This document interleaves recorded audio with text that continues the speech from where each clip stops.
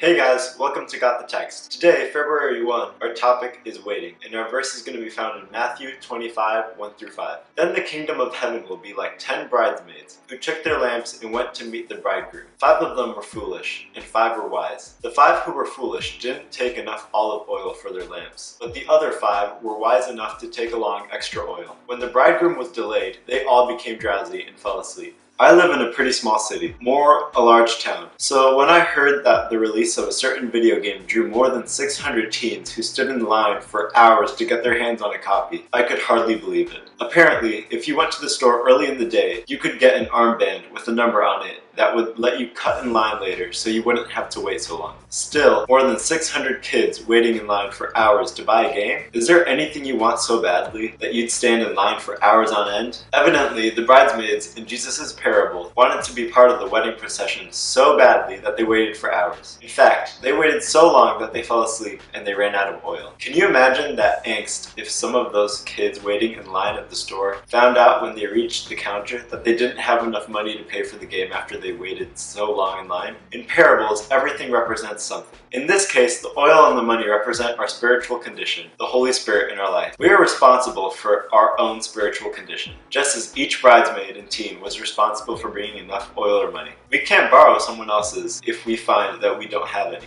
You can't claim your parents or your best friends or your siblings' spiritual life. You only have your own. Today, find a quiet place and have a heart-to-heart with God. Be honest about your spiritual life and ask God to help you grow closer to Him. Is there anything you need to eliminate from your life that prevents you from becoming closer to God? Is there anything you should be doing that you aren't? Ask God to show you and to give you the strength to follow Him so that when He comes back, you will have plenty of oil in your lamp and you will be ready to step in line with the bridal party and follow Jesus to the wedding feast. That's it for today, folks. Thanks for watching, and we'll see you next time on Got the Text.